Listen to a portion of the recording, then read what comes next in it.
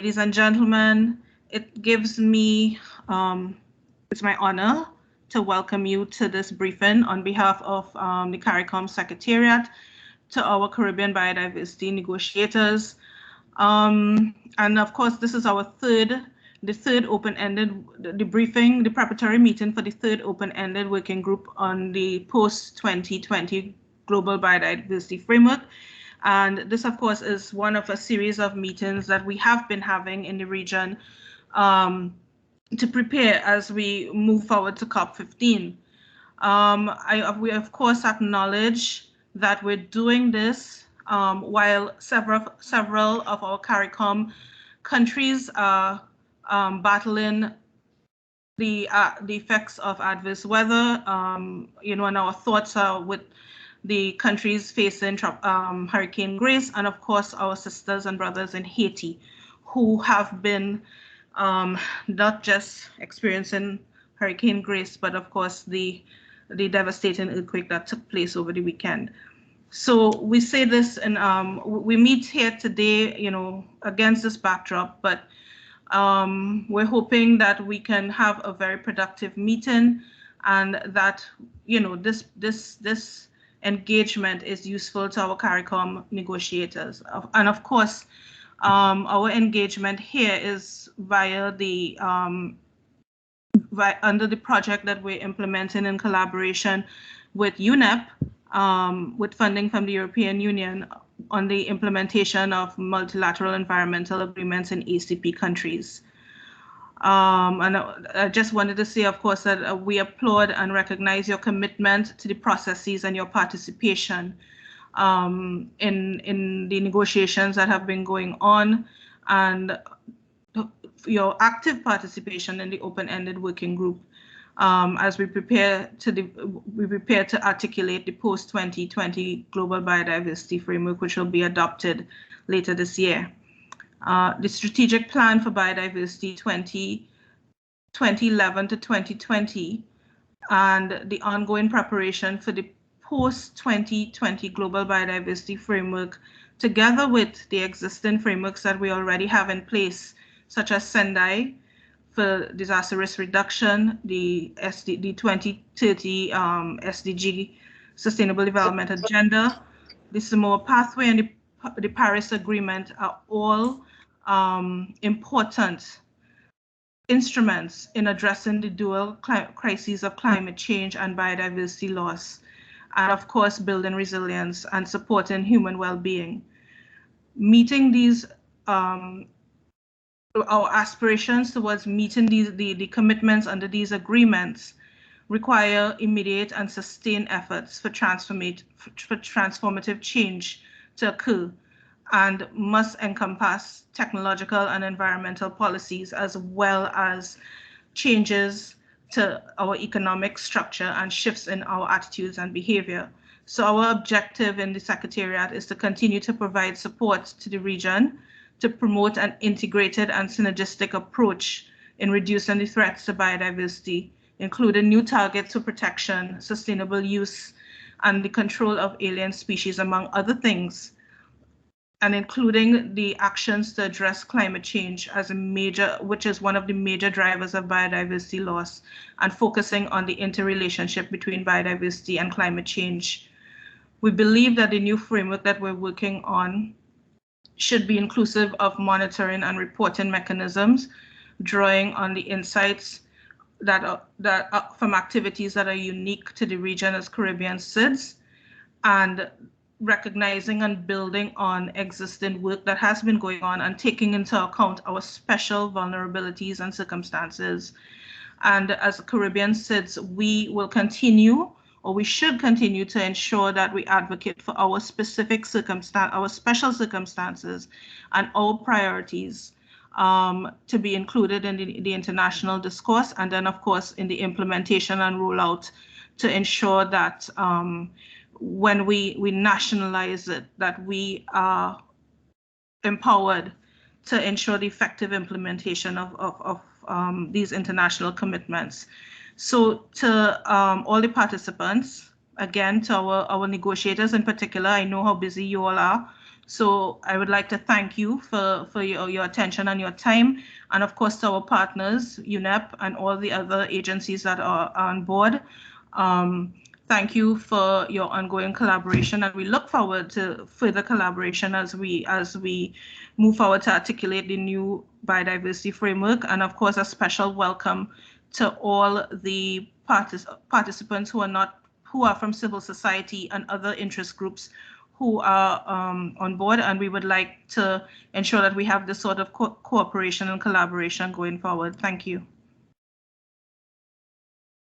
And thank you very much, Amrika. Certainly, we do welcome and we acknowledge the efforts of our Caribbean colleagues, but also want to recognize our youth participants who are with us today in that of the Global Youth Biodiversity Network, Latin American, the Caribbean chapter, as well as the Caribbean Youth Environment Network. And we look forward to the presentation by our young people on the priorities towards the post-2020 GBF. But before that, I will introduce to you Dr. Balakrishna Pusupati, who is the program manager for the ACP MEAs program within the UNEP Law Division, to give welcome remarks. Over to you. Thank you, Desha. Good morning, good afternoon, good evening, colleagues. It's a great pleasure to be joining you, even though virtually, for this briefing session in preparation for the third meeting of the open-ended working group that will discuss the global biodiversity framework. Before I start, let me share our sincere prayers and solidarity to colleagues from Haiti for a speedy recovery, and certainly to the region for safety and security. It's a great pleasure for me to welcome on behalf of UNEP colleagues who actually have joined the meeting. A very special thanks to the co-chair of the open-ended working group, Mr.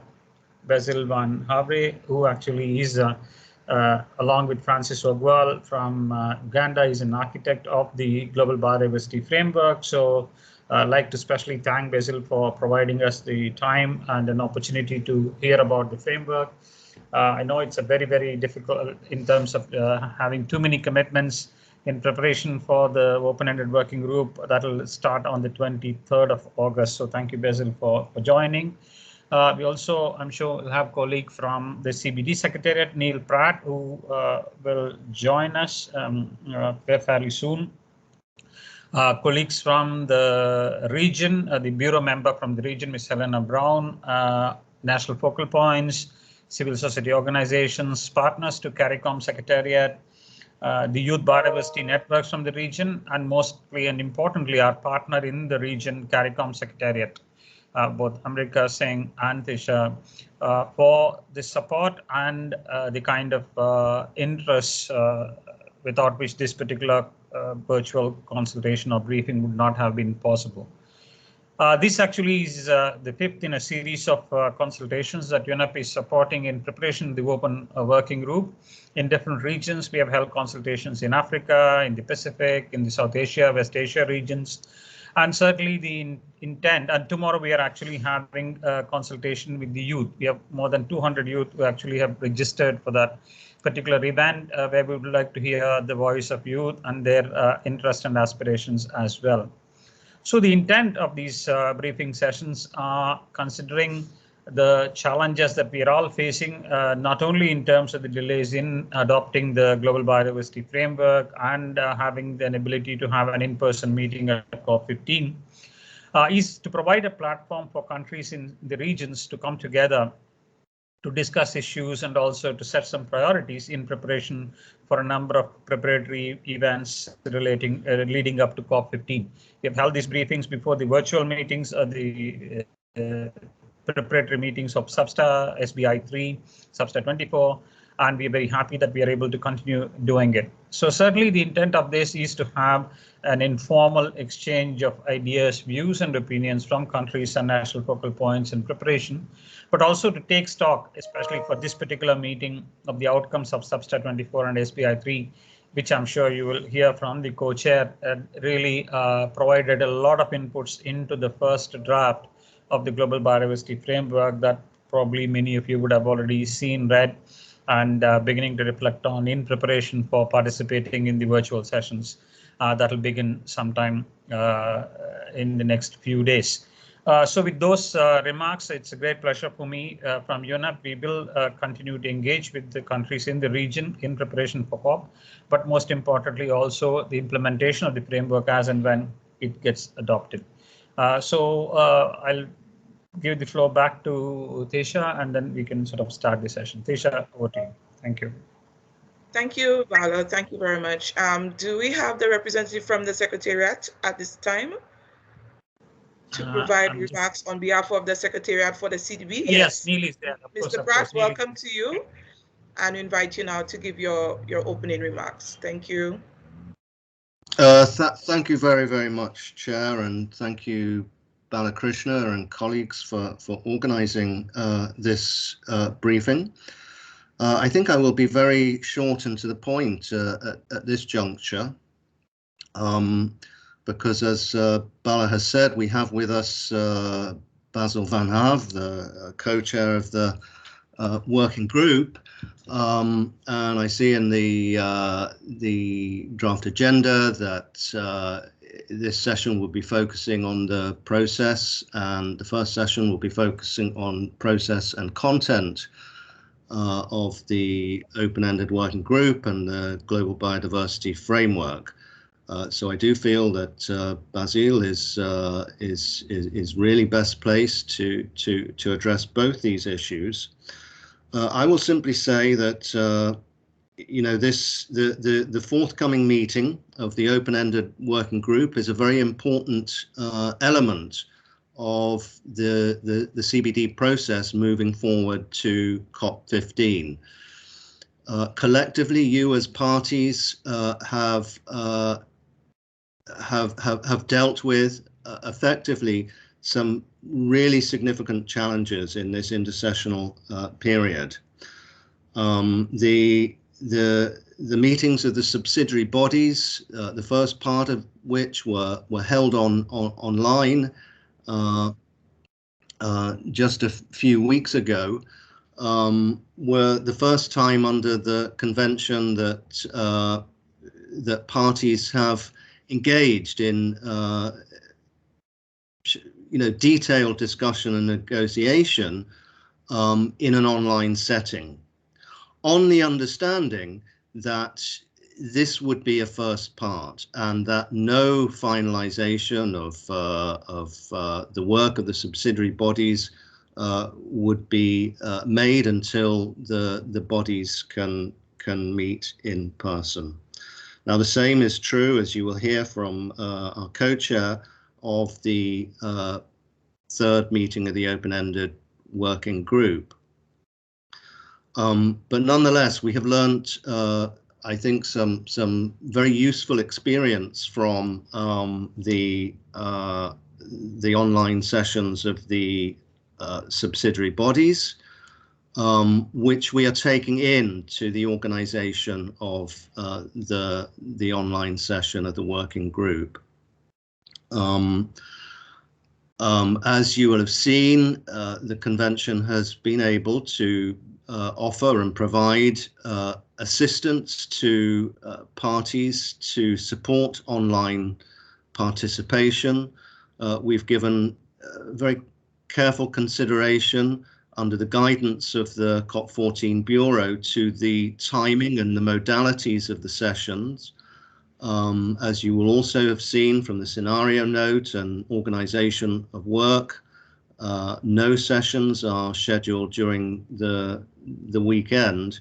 And then, of course, you know, most important, this principle that whilst the online discussions can certainly advance the work, there is full need for an in-person meeting to conclude the substantive agenda items of the meeting and ultimately to approve an outcome document that will be provided for the consideration of COP. And that resumed session is expected to take place in person early next year in January, back to back with the physical resumed meetings of Subsidiary 24 and SBI, which, as you will have seen from yesterday's notification, will precede the resumed session of COP15 that will be held in person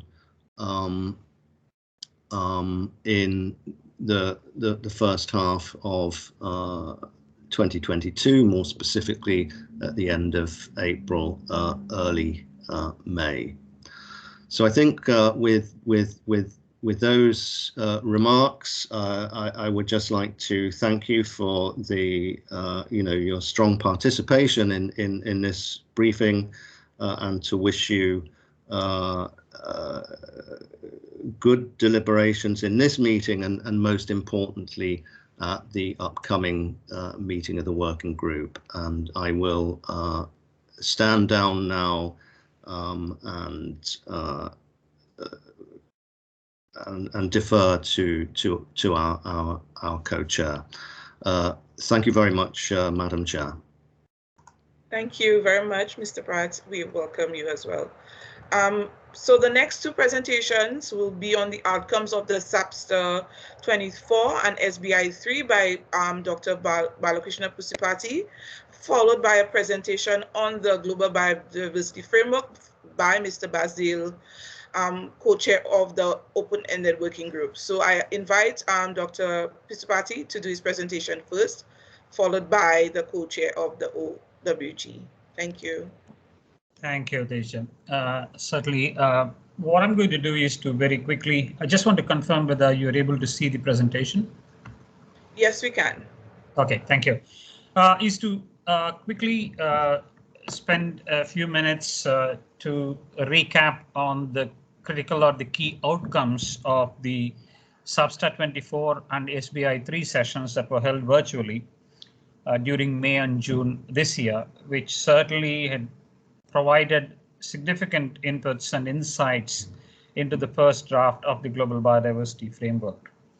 And once I finish, the co-chair of the working group, Mr. Basil, will make a presentation on the Global Biodiversity Framework.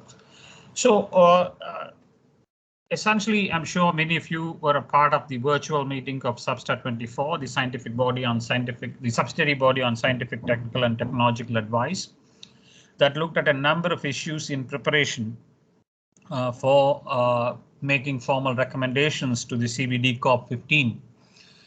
And of course, the key focus of SBSTTA-24, as you all can understand, has been on the contributions of issues related to science, technology with the global post-2020 biodiversity framework. In addition to a lot of issues that got discussed, two very critical elements that received a lot of attention was to look at the element of monitoring framework, the ad hoc technical expert group to support both the implementation as well as reporting on issues related to the elements of the framework, where a lot of discussions focused on also having a set of headline indicators. But the discussions also focused on consolidation of activities at the national, regional and global levels, as well as supporting countries to work on systems that can provide support for finalization of the Global Biodiversity Framework and their subsequent implementation when adopted during the COP15. The second agenda item that received a lot of attention at SBSTTA-24 focused on synthetic biology, where many of you are aware that the discussions started in 2018 as synthetic biology as a new and an emerging issue. So a lot of attention was spent on addressing that element in the context of SBSTTA-24 and the elements of discussion.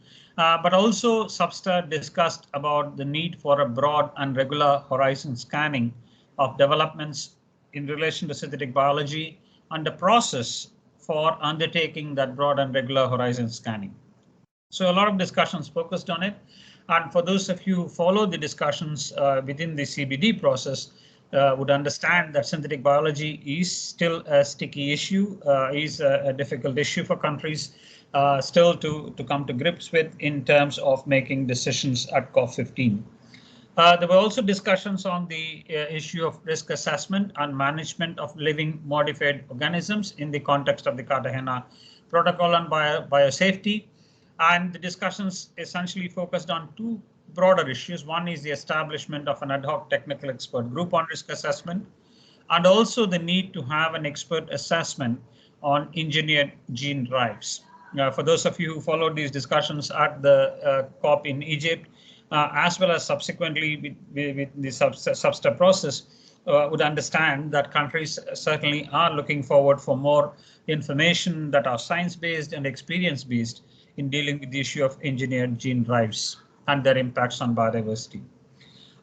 Participants at SBSTTA-24 virtual session also focused on issues of marine and coastal biodiversity, where broadly three elements received a lot of attention. One is in the strategic review and analysis of the program of work under this particular topic, support issues related to marine litter as well as others, and also modifying the descriptions of ecologically or biologically sensitive areas.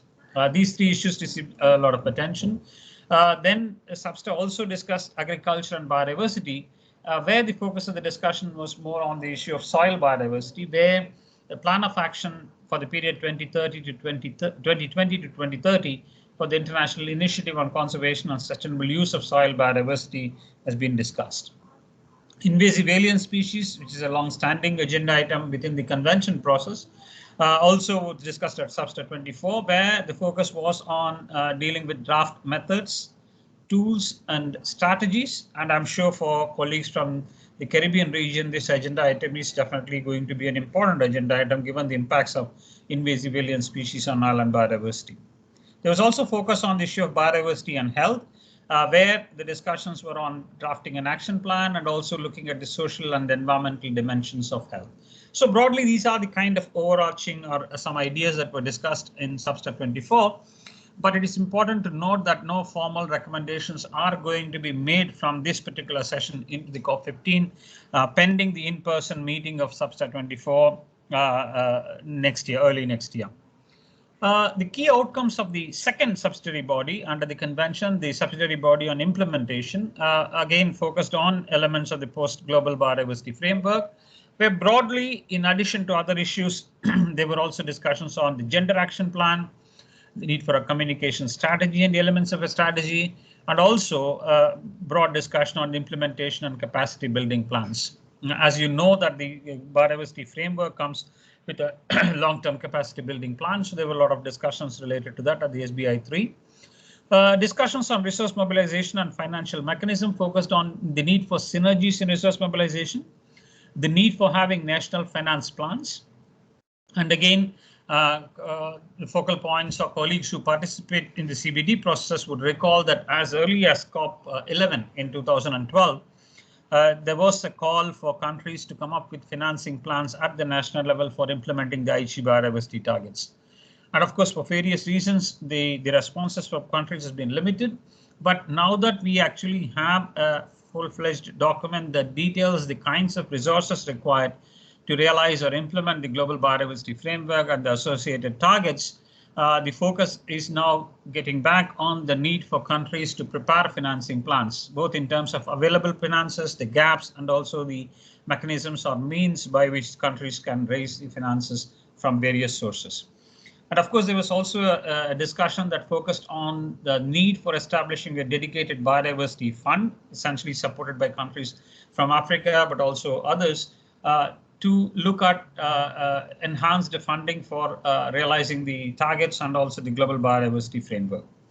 A lot of attention was on capacity building, technology transfer and cooperation, knowledge management and communications within SBI-3, where the focus, of course, relevant for this region is on SIDS to look at how the small island developing states can benefit from the framework, but also be prepared in terms of their needs for capacity, but also on issues of technology transfer, knowledge management and communications.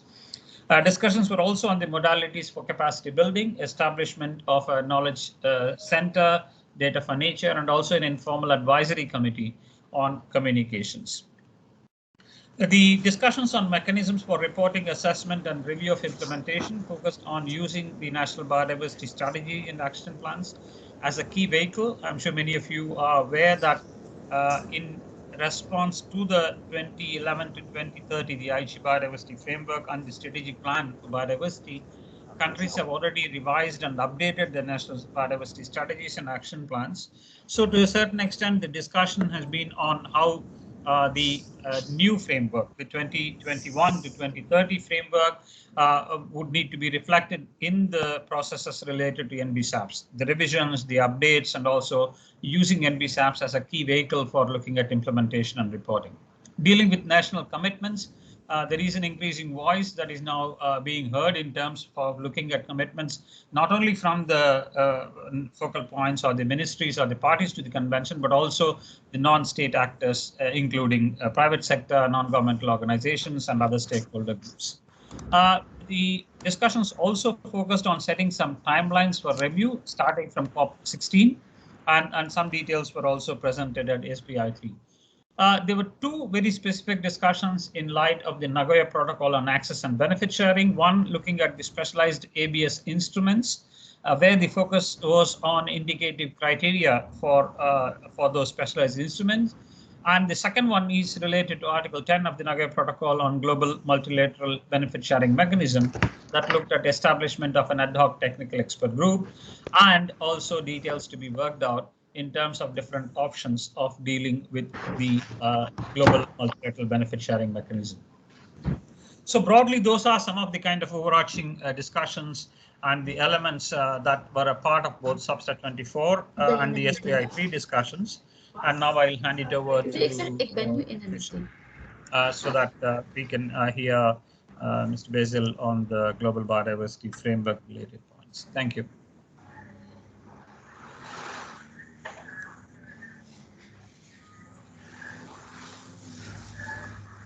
Thank you, Chair. May I start with my presentation? Let me know. Yes, please. Yes, please. Okay. Good day to all of you, and associate myself in solidarity with colleagues from IT. I have prepared a presentation, and I will share my screen momentarily. Apologies to Elena Brown. She's seen those slides several times already.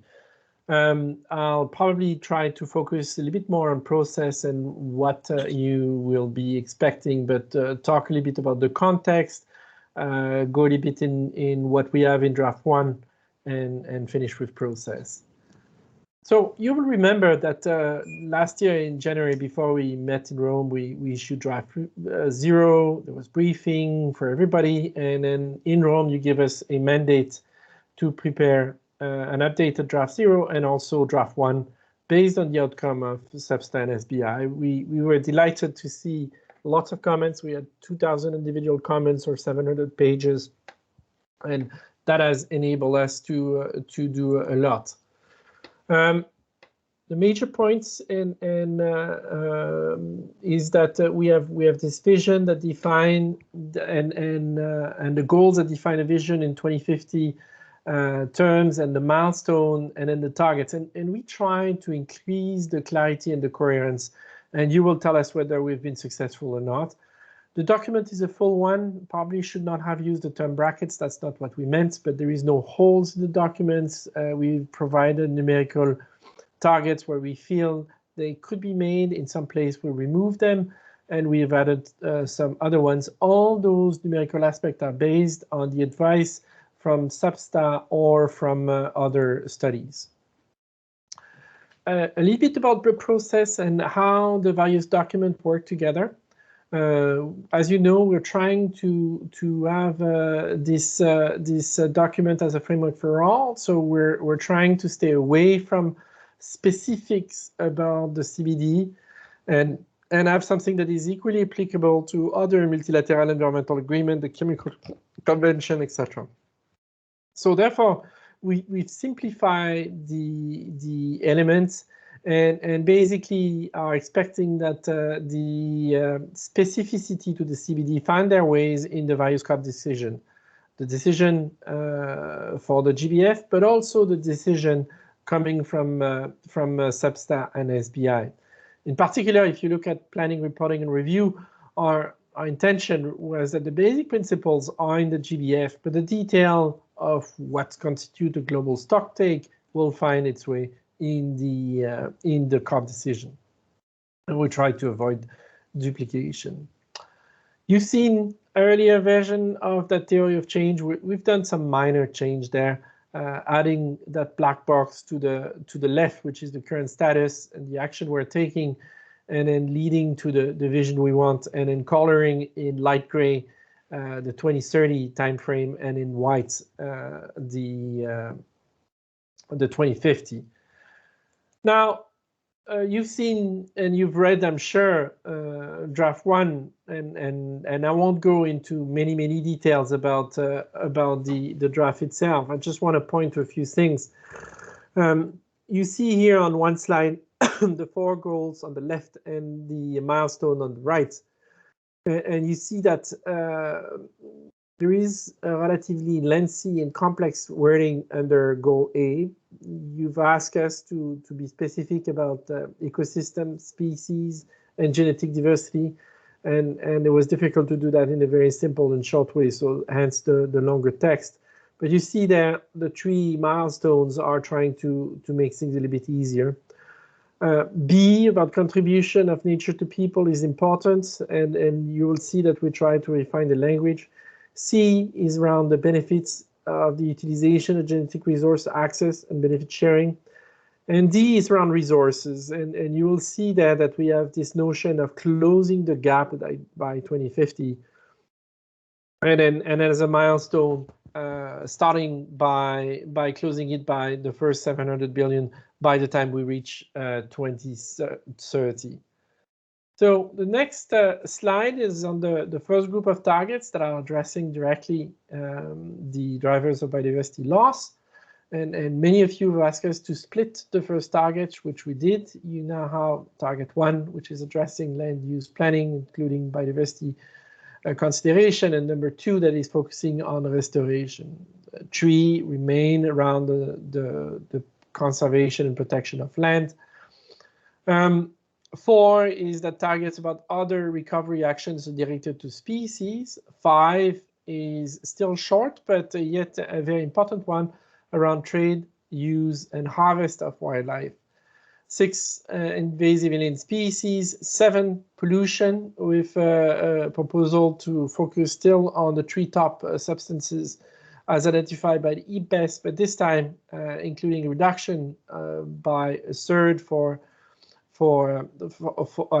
by half for the nutrient, and 2/3 for pesticide, and limiting discharge of plastic waste to the environment.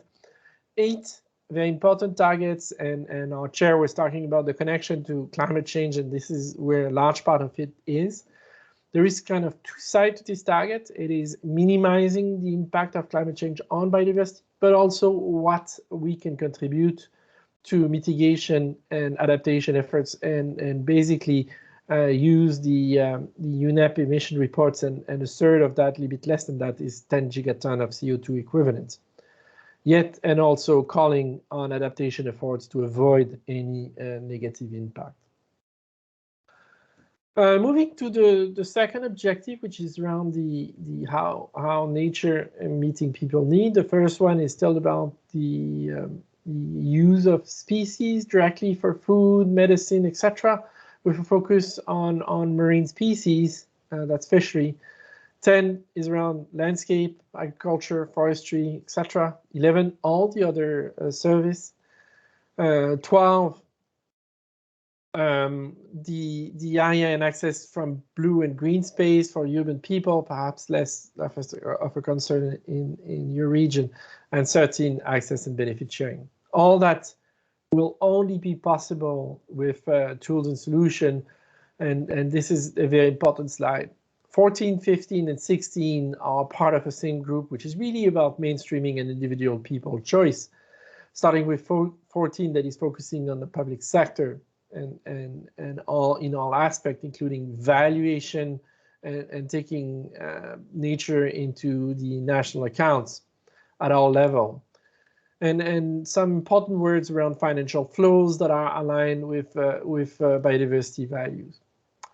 15 is more focused on business, all size and both public and private business, and how they're accounting for the risk that they are depending on, and also the impact that they have, reducing that impact, and also, without saying it in so many words, talking about the circular economy and the need to address waste. This is matched by target 16, which is about individual choice, both in terms of ensuring that citizens everywhere have access to sustainable alternative and have the information enabling them to make the appropriate choice. 17 on risk from biotechnology. 18 and 19 are the two targets addressing the financial gap. 18 is about reducing, reforming, incentive, and we're using data from the OECD there. We felt that in the first step we could reduce by 500 billion. 19, probably very important for you, is the increasing financial resource available for biodiversity up to 200 billion, with an increase of at least 10 billion for international financial flow to developing countries. So it's a bit of a different approach from the last one, and one that is attached to numbers, to absolute numbers rather than proportion. 20 is around knowledge, and 21 is around the participation of indigenous people, local community, women and girls and youth. And in the case of indigenous people and local communities, we've been using language from the UNDRIP declaration. There is a number of other sections after that are important, and we are capturing there a number of existing initiatives from the Secretariat, as well as other indirect drivers as identified by IPBES, integrative governance, a participatory approach, the notion of synergies, and the need to address other indirect factors identified by IPBES, such as peace and population variables. The section on responsibility and transparency focus on planning, reporting, and review. I won't go into too many detail. You've been aware of those discussions, and we'll see where we land in terms of the level of details there. Then there is that rich awareness. But really, I want to show you a little bit of a graphic that shows you how the various pieces are linked together, starting from the center with living in harmony with nature, to which you add the four goals, and those 4 goals are expressed in terms for 2050, and we need to bring them down to 2030, which are the milestone. And in order to do that, you have those first certain action targets that are really the message here is that this is not really a menu from which you can pick. It's a totality that would enable to reach the goals. And those are supported by those important tool and solution targets 14 to 21, and really they're equally important. So we're facing a situation where in order to reach the kind of vision we want for 2050, there is a need for integrated action on the various parts. Sorry, a repeat of a slide. It's a different way to explain the resource situation. As you know, there is cost and there is available resources, and no surprise, the cost is a lot higher now than the resource available. And what we're trying to do is to get to 2050 at the point where there is enough resource to cover all costs, and that is done both by an increase in available resource, but also a decrease of the cost through a redirection of negative incentive and subsidies. There is a number of other documents that we've published. We've increased significantly the glossary, and we have provided that to you as an information document. Obviously, we don't pretend to have the right definition for everything, but we felt it was useful for you to see all those definitions. In addition, as we were preparing, there was a number of information and reference that we used, and we felt it was useful for you to have access to those, and we've put all that into a series of one-pagers that we've published a couple of weeks ago. And those could be very useful for you as a negotiator to have all information in one place. The links between the goals, the milestones, and the components, the links to the SDG, to the transformation pathway, and to the indicators. You've asked us to work with the Secretariat in updating the monitoring framework. We were pleased to do so. You've asked us to reduce the headline indicators. We've done some reduction, perhaps not as much as we wanted, but keep in mind that there is 25 targets and goals. Some of those targets are numerical aspects. So 38 is a good starting point, and we're looking forward to your help in seeing whether we can reduce that further. Noting that under 38, 28 of those already exist, so they already are reported on. They're not new work. Only 10 would require new work. But we realize that is 10 new targets, 10 new performance indicators may be very difficult. One slide on digital sequence information. We're making progress. There is inconsistency in the understanding of the facts across our community, and I think we can all understand that there are different views on policies, but we should be all starting from the same understanding of the fact. In a very interesting sense, the delay in the COP enabled us to work some more and do further works on the details and the call and feasibility of the various options. So really what we're looking for is in next week and the week after is can we agree on some principles, and can we develop a work plan that enable us to do some more work and resume the conversation when we get back together in January at the second part of the open-ended working group, and eventually at COP15. Process. I won't go through the whole graph, and what I want to show you here is the amount of work you and we collectively have done since COP14 in late 2018. We're in August now, and we're going to be starting that first phase of the work, and we're going to have a second phase in January. We're going to need to see what is necessary and what is possible in terms of intersessional work, and we'll try to make the best possible use of the time. And then after January, we'll be providing a, hopefully we'll have the face-to-face negotiation and preparing a final package that should be available for the COP in Kunming in April, May.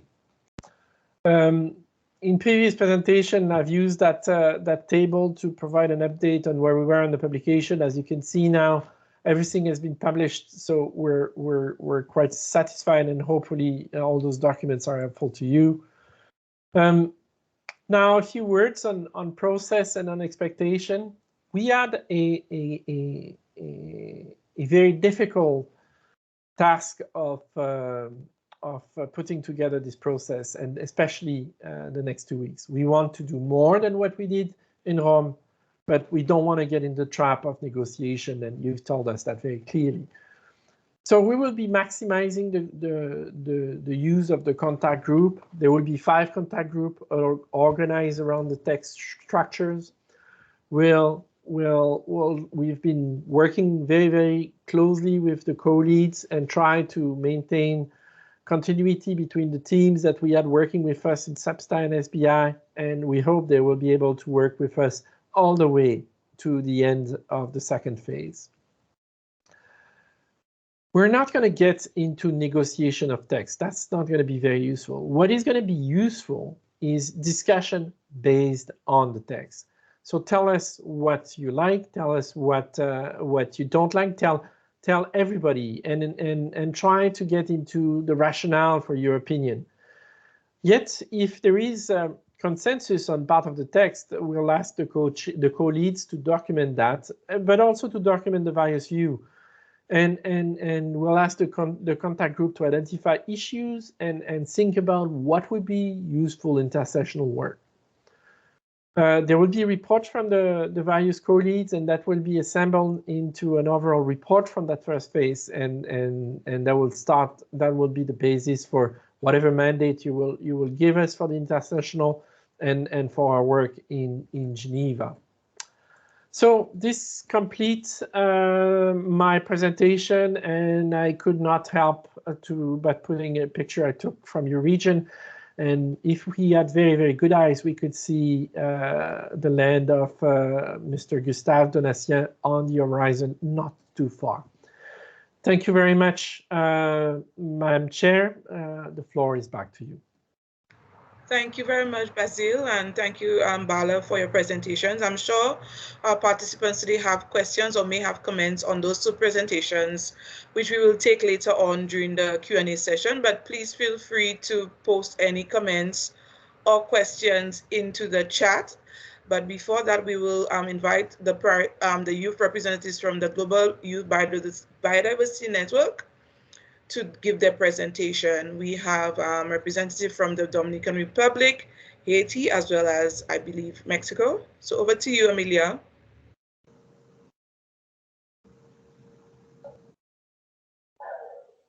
Hello, good morning, everyone. Just to confirm that you can hear me well. Yes, I can hear you. Okay. Thank you so much, Madam Chair, for the invitation to join this event.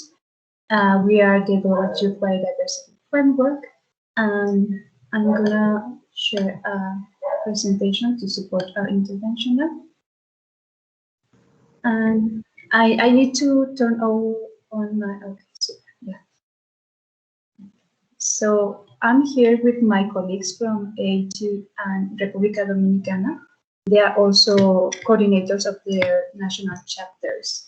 And what we want to share with you all is the results of our process of consultations that we have held since 2019 towards the development of the post-2020 Global Biodiversity Framework.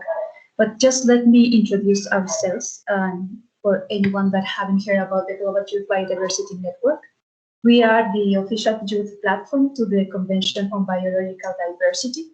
We are all around the world in more than 140 countries. And in the region, we are particularly in 9 countries, particularly in the Caribbean, in Haiti and Dominican Republic. What we do as a network is, first of all, we develop capacities from youth to youth, and we empower ourselves to participate in biodiversity governance. Also, we have a strong line in policy and advocacy about human and nature rights to bring them into the biodiversity arena. We also build alliances with some other youth constituencies, other youth groups, but also with other stakeholders in the same way important as national focal points, youth ministries, other NGOs or networks. And lastly, we also have a strong line of working line in mobilization and outreach. And you can know more about us coming into our webpage. In the region, what we have done is since 2019, as I mentioned, we have developed a regional consultation process trying to support the decision 1434 trying to make the post-2020 GDF process as participatory as possible. We organize these youth-led consultations all around the countries where we have national chapters. And these events have received the support of environmental ministries, youth ministries, also universities and other civil society organizations and community organizations. We have organized these events in person or in virtual, and also since 2020, we have launched an online survey so young people all around the world can have their say in what they want to see in the new biodiversity agenda. So from all of this process, we have come with 12 regional priorities that I'm going to share now. These 12 priorities, they are somehow reflected now in the version 1 of the GBF, but there are some that are still missing. And what we want from you, if we can kindly ask, is to see if they are in line with your national priorities, see how you can integrate them into your position in the upcoming CBD meeting. So now you can see in the screen our first 4 priorities, and coming from a region where our democracies are not that strong, our first priority is to build a democratic environmental governance where all people can participate in the decision-making processes about the territories they are living. Our second priority is resource mobilization, to incorporate the principle of common but differentiated responsibilities in the GBF, to strengthen control entities and guarantee transparent management of financial resources. Regarding the third priority about fair and equitable benefit sharing, we are deeply concerned that the third objective of the CBD is not well reflected or treated in all along the GBF. And about intergenerational equity, we are also proposing to bring in or to keep in mind the precautionary approach, particularly on issues related to mega projects and biotechnological activities, which we are not seeing in the GBF. Next point is about human and nature rights, because as we see it, nature rights are not in the new version of the GBF. It was in the 0 draft, but now it's gone, and we are asking for you to bring in this perspective into the GBF again, because as we see it, the GBF needs to address our interdependency with nature and not to treat it as a resource or as a entity that is there only to satisfy our needs. About the traditional knowledge, it's really important. It's crucial for our region, because traditional and local knowledge, because we know that in our countries there are many populations that realize that their traditional local knowledge is in risk. So we are asking for its protection. Transformative education, our 7th priority.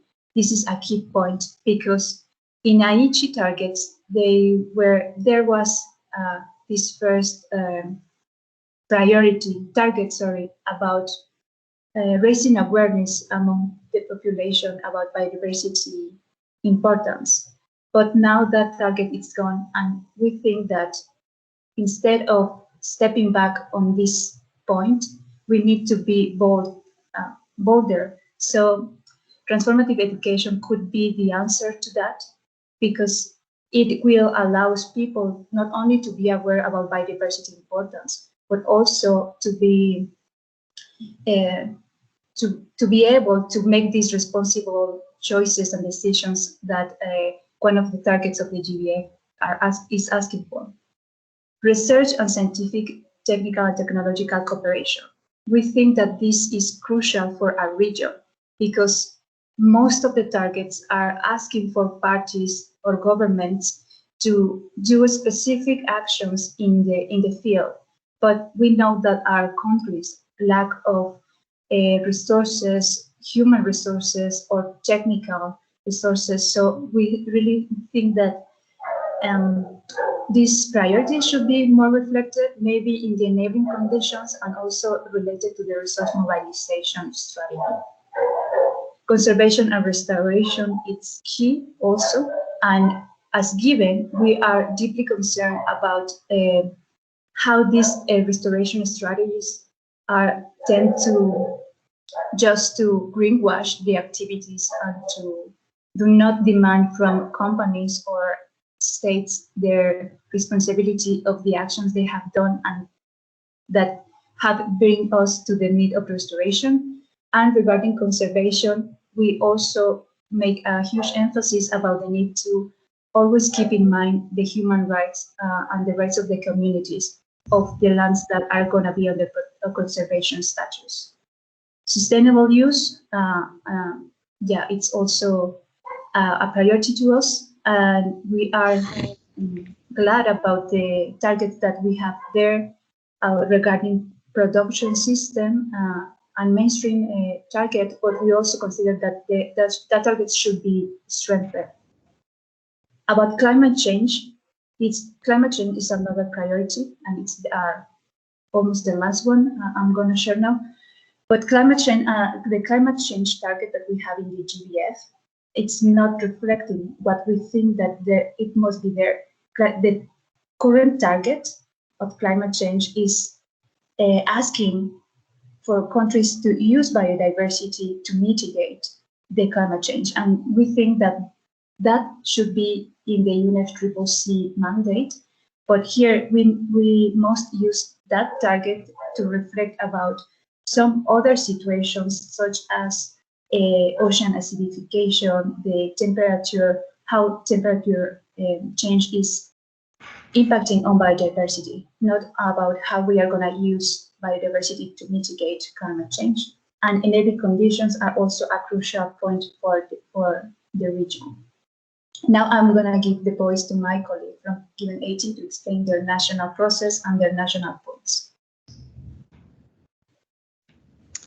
Thank you everyone, and thank you, Emila, for this opportunity. And yeah, I'm Adeli Pin. I'm actually the coordinator of Haitian Youth Biodiversity Network, and I'm really excited to participate in this meeting today. And yeah, I'm gonna talk a little bit about national consultation of Haitian Youth Biodiversity Network. So, which is a big opportunity for us to bring people from all the country to share the ideas and priorities regarding biodiversity and conservation. So, as Amila said before, we have the one of the national chapter of GYBN, and I'm really excited to represent or to give you a key recommendation from the national consultation. So first of all, we want to build an ecosystem where young people have access to skills, tools, and opportunities, such as funding, and internships and fellowship, to come up with new solutions to address biodiversity loss in Haiti. And the second one, so we want create a new program. So we want to see a new program, Youth for Biodiversity, sorry, where we can meaningfully engage in biodiversity and conservation, because in Haiti we don't have enough people who engage in biodiversity. So we need to have a space where we can have access to opportunity to meaningfully engage. The third one is regarding the promoting youth participation at all levels regarding biodiversity network. That can be a project or, regarding COPs. So because young people in Haiti don't have an opportunity to participate in decision-making process, so we need to have youth on the table to share the priorities and also share the recommendations. So develop and implement new strategies to address biodiversity loss, including vulnerable groups such as indigenous people and LGBT people. And we want to see facilitate, integration, facilitate intergeneration dialogue and exchange. So we need to have more information, and we need to exchange with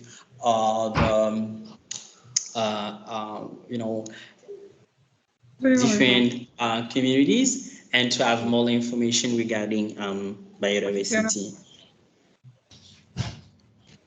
Can you hear me?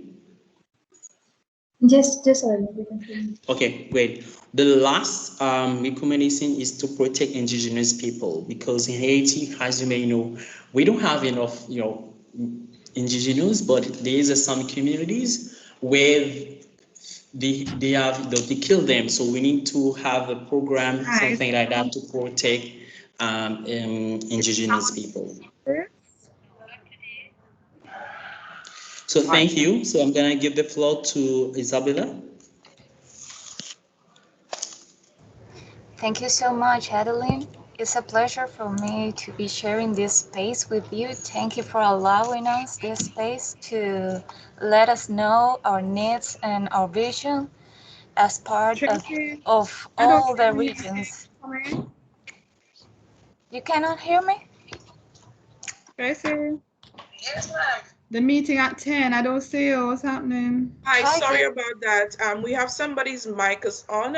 Isabella, just 1 second. If the Ladu, perhaps you can mute other persons. Thank you very much. Over to you. You could go ahead, Isabella. Thank you. As well as I was saying, thank you for allowing us this space.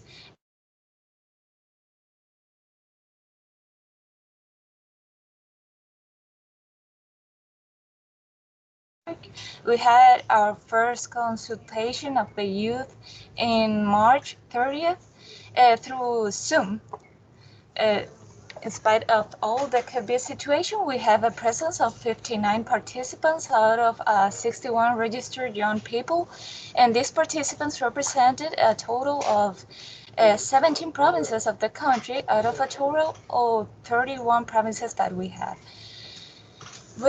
Within the results and the product of our consultation, we came out with a youth Dominican vision, as a sustainable Dominican Republic with viable.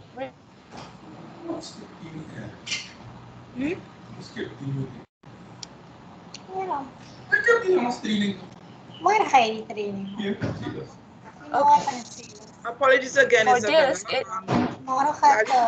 don't worry. For this, it was I'm sorry essential about that, to have. colleagues.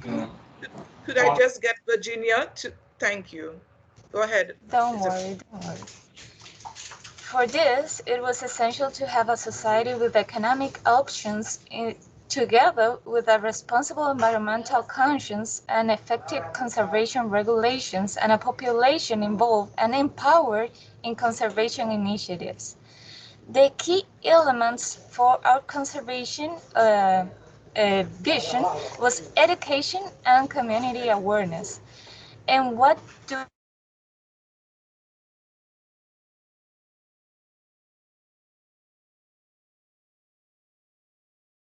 required? A future in which generations respect our species and ecosystems and are interested in knowing about the biodiversity of their country. At all levels of society, there should be people involved in biodiversity conservation. For this, we need a systematic environmental education that allows us to generate a radical change of consciousness and mental configuration. We have to give greater value to civil society organizations that work in conservation areas and to the population and the youth and civil society. Through this, we came with our priorities as transformative education, which will allow us to bring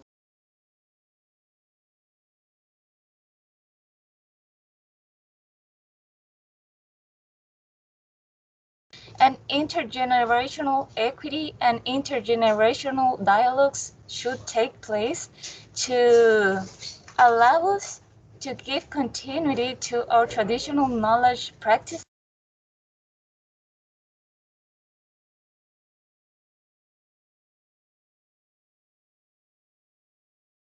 and scientific, technical, and technological cooperation and capacitation.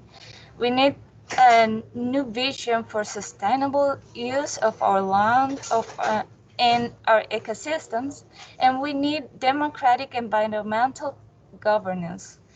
Democratic environmental governance comes within giving the power to the society and to the civil society organizations that we have in our country and within our region that work in conservation. Effective measures and regulations about biodiversity conservation should take place in our region, and we need community awareness about values and biodiversity. These priorities will allow us to complete and to walk through our vision as Dominican Republic young people and as Caribbean representatives of the youth. Thank you.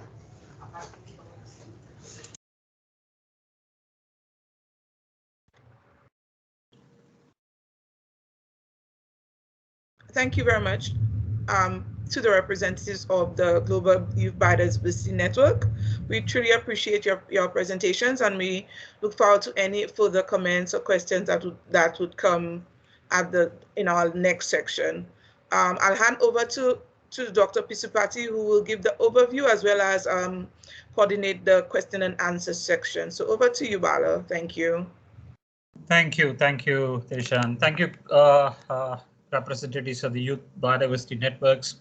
So certainly very, very important points in terms of your reflections at the regional level, also the outcomes of your own national consultation. So certainly it's a very welcome move in terms of enhancing the participation of youth in some of these processes. So as I mentioned, tomorrow, UNEP, we are organizing a special session for enhancing the youth voices into the global biodiversity framework through a session where we are bringing youth from Africa, from Europe, from China, and also from GRULAC to come and discuss some of the key elements of the GBF. But I realized that the Caribbean Youth Biodiversity Network, as well as the GYBN national and regional chapters, wanted to also share the information at this regional briefing session. So that's why we were very glad that they are able to participate. So certainly you've heard colleagues from the co-chair, not just in terms of the process, but also a quick overview of the draft global biodiversity framework, and also a set of enabling conditions, a set of ideas that would ensure that the framework can be implemented, and also we will be able to achieve the targets that we are setting for ourselves by 2030. What I'd like to do is to now open the floor for questions, comments, discussions on specific issues, implementation ideas, outcomes of SBSTTA-24, SBI-3, any of the points that were presented and discussed. Certainly, as I mentioned in my opening, we see this as a great opportunity for colleagues from the region to come together, because as you all can recognize that regional platforms are not that many given the current virtual conditions of working.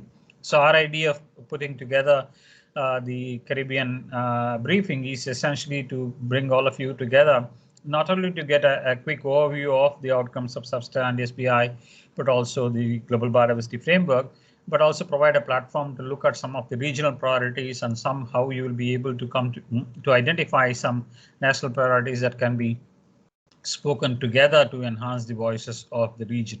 So the floor is open, and you're most welcome to either put your question on the chat box or raise your hand to ask the question, and certainly we'll do our best to facilitate the discussion. Thank you.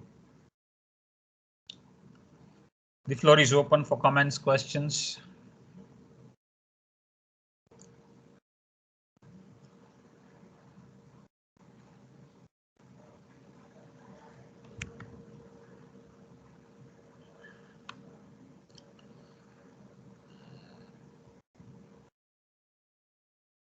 Okay. I'm sure we will need a couple of minutes for warming up to begin the discussions. So yes, Helena, yes, you have the floor, Helena.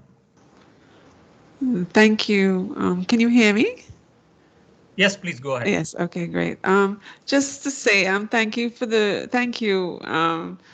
I appreciate you organizing this along with CARICOM. We greatly appreciate this, and we appreciate having both the Secretariat and Basil to come and present that information to us, and also more importantly, the youth, because thank you for coming and presenting this information to us, because as you know, this is a whole of society approach. The only way we are going to get to that 2050 goal is with the whole of society. So it's the youth. It's not the governments cannot do them on their own. It's the youth. It's also our local communities, indigenous peoples that are that need to participate in the process. In Antigua and Barbuda's case, we don't really have a population of indigenous peoples, but it's our local communities that are driving the process, and it's important that we support them to make sure that they're successful in their efforts. So in our view, we would want to support that aspect of this, of the work being done, the targets being done to see if it's achievable. So when we were doing in-house consultations, we did our best to speak with our local communities as to this process to get their feedback, because at the end of the day, we need their support in making this successful. I just wanted to kick off the conversation with that comment. Thank you. Thank you, Helen. Thanks a lot.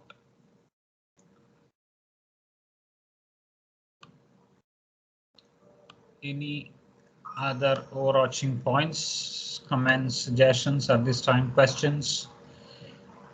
I'm sure for those of you who already have read the draft framework, the elements of it, the targets, I'm sure you definitely would have some ideas, some comments.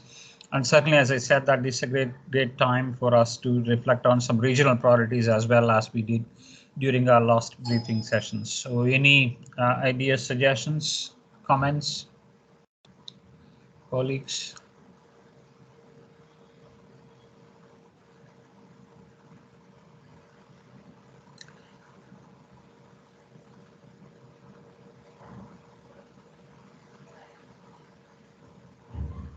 Right? No one yet. Let me start. I mean, just to sort of get Helena. Did you ask for the floor? Please go ahead. Yeah, sorry to go again. Just also to indicate other areas of importance. I think Basil also alluded to it, and yourself as well. Invasive alien species are always important for us, but also access and benefit sharing. And I think it's important that as many countries as possible ratify the ABS agreement, so that, because we're a small region and we all share very similar biodiversity, and we, in order to protect it or to gain the benefits from it, we have to, it's best that we all dive in and become part or ratify the ABS agreement. I know St. Kitts was most recently ratified it, and I know other countries are working towards it, but I'd just like to push that at this point. Thank you. Sure. Thank you.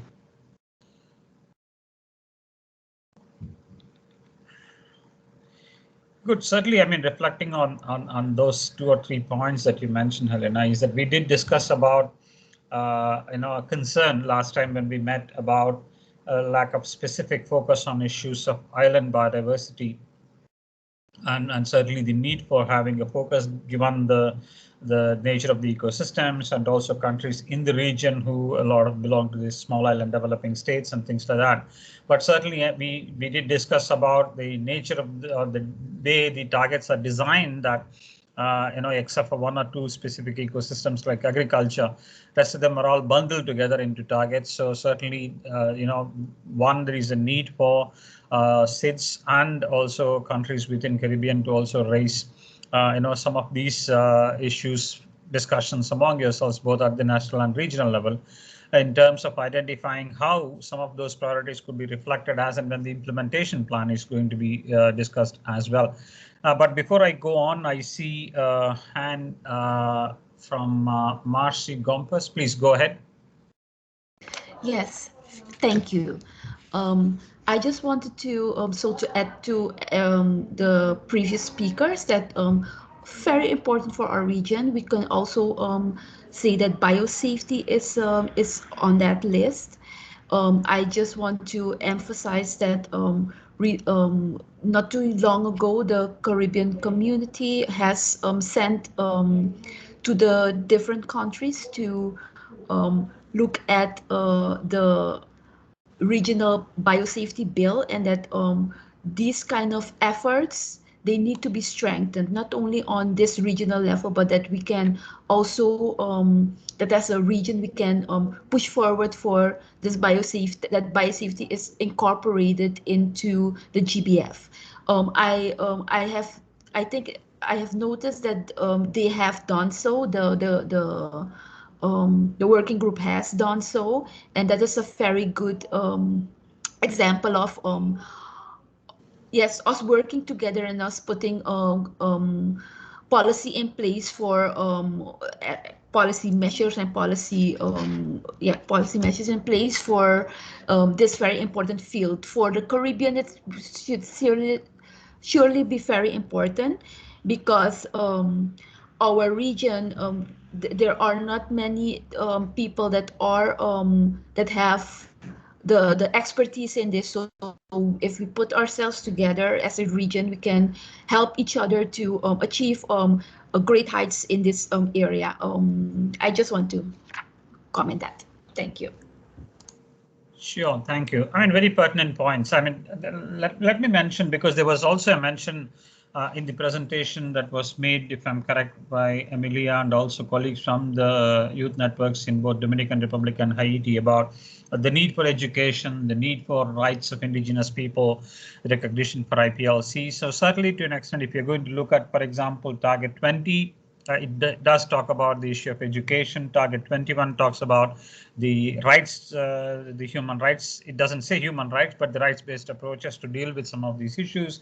Target 17 focuses on the issue of biosafety. So certainly elements are all there. But normally in any of these intergovernmental processes or any of these frameworks, as you can understand, the challenge is always to get the language politically correct, and because of the nature of the negotiations and the discussions, to reflect the priorities of 196 parties, in a few lines or a few sentences is always definitely a challenge. And that is why in many of these processes, as you can understand, that the targets and the decisions and the implementation priorities are set at the global level, but the responsibility for realizing those targets or ensuring that they will be able to deal with implementation is squarely at the national level. So to an extent, that is where I think the national focal points and countries are also going to be very actively participating in these discussions, because to an extent, whatever is said at the global level, the reflection on the responsibility for implementation is always at the national level. So that's one point. The other point is that, when it comes to some of these processes, as we can understand now, there is a lot of energy spent in terms of getting the targets correct, getting the framework language correct, implementation. But then it's only after the adoption of these targets that things are going to begin for countries, whether it is related to capacity issues, whether it is related to reporting, whether it is related to consolidation and coordination. And of course, one of the key elements for this framework to be realized, whether it is at the global level or at the national level, is to have adequate finances.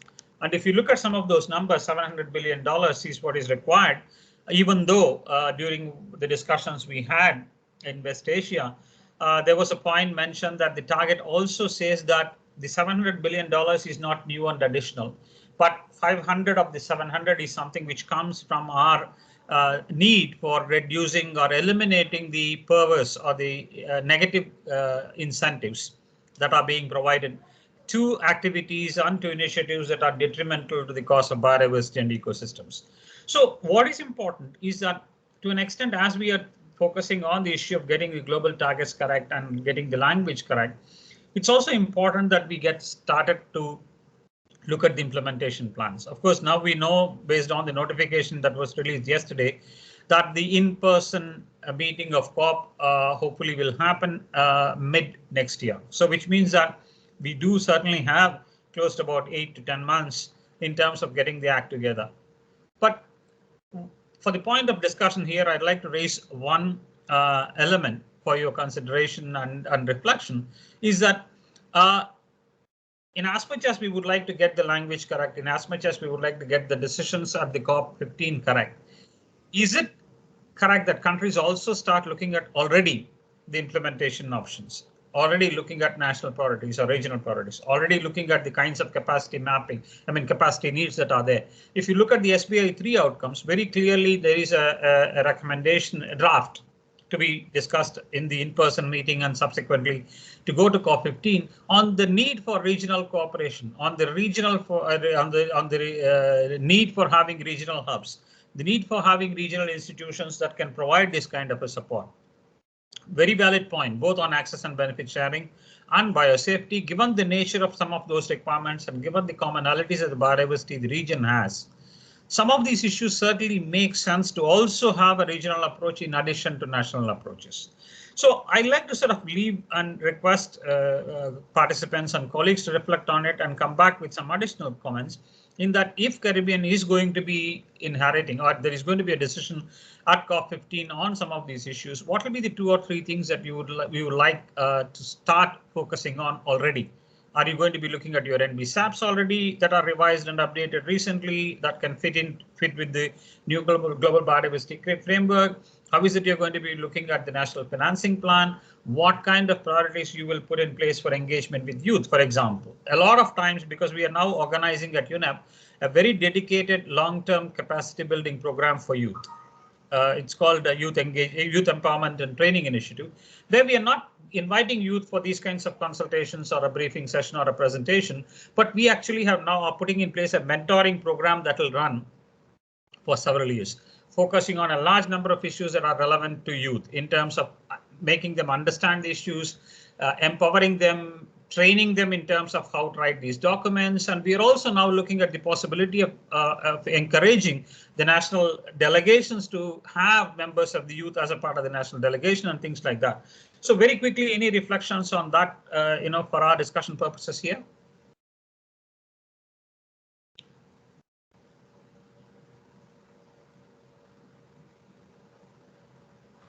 Sorry, Bala, I see a question posed by St. Lucia to the youth reps. If they want to respond in email, in message, they can, or if they want to take the floors.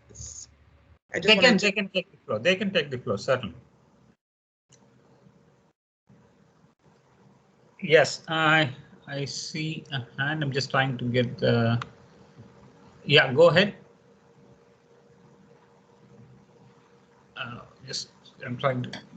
Somebody's. Yeah, Amelia. Hello, Yes, Hello, this is me again.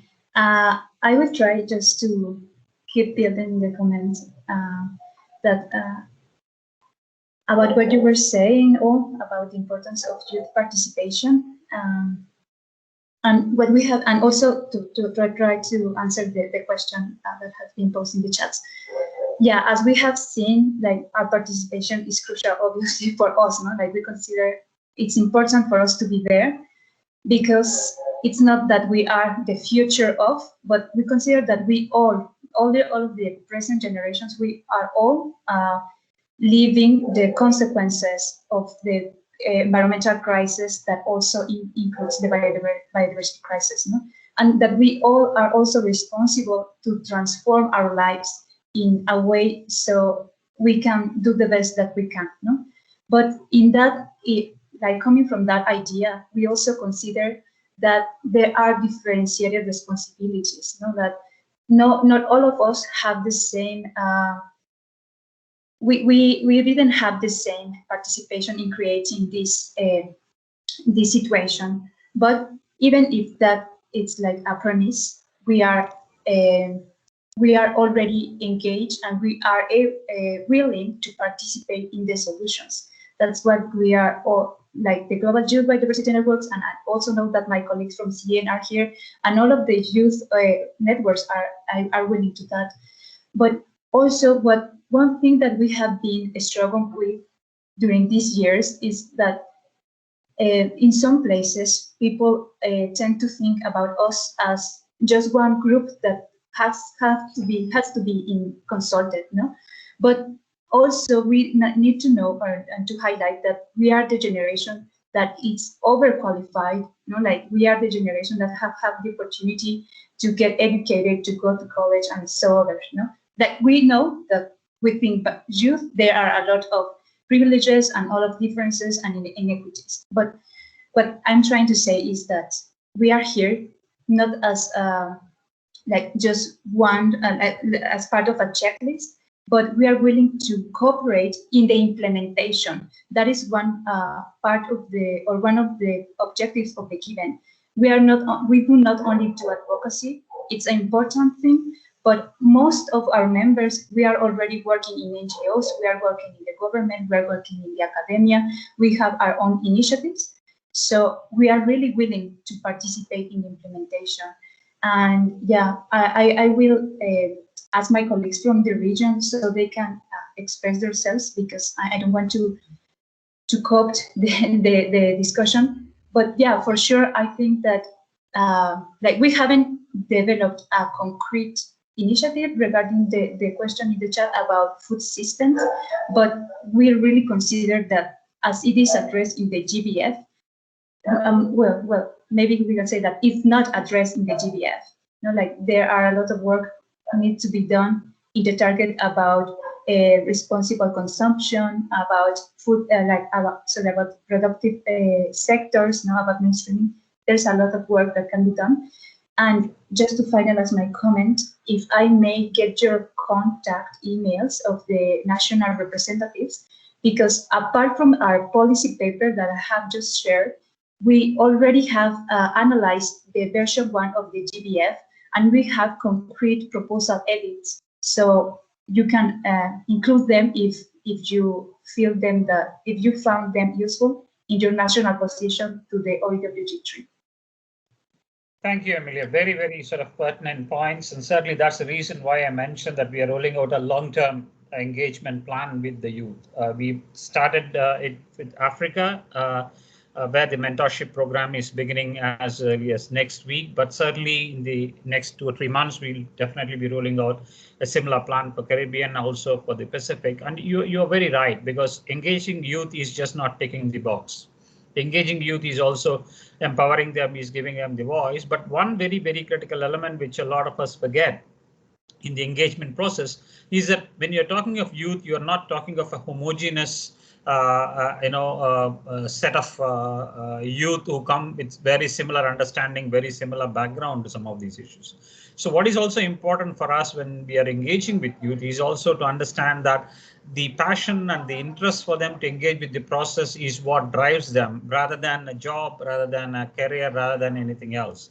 And that is why when we actually have designed this mentorship program for Africa, we actually trained them in some very basic understanding of these issues even before we started the mentorship program. And you will definitely, receive fairly soon 3 very specific ideas that the youth from Africa are going to put together. One on the issue of financing and resourcing the GBF, one on stakeholder engagement, and the third one on capacity building. So we are actually working with a set of global experts who will be working with the youth over a period of time to empower them, to make them understand that it is the youth who are going to be drafting these strategies that UNEP will publish and also share with the different processes, not just with CBD, but we are actually expanding it to various other multilateral processes as well. I see another hand, Aria St. Louis. Yes, you have the floor, Aria. Thank you. Thank you so much, Prof. Bala. And I want to say this morning from Grenada, a wonderful, warm thank you to Shawnee, Tisha Jean, and others, both at CARICOM, working closely along with the hardworking colleagues in UNEP to make this a reality before the beginning of the session on Monday. So I really want to first add my thanks to the hardworking efforts. Secondly, I want to apologize because I've been wearing another hat, that of IPCC Focal Point. So my headspace is filled with the recent IPCC Working Group 1 contribution to AR6.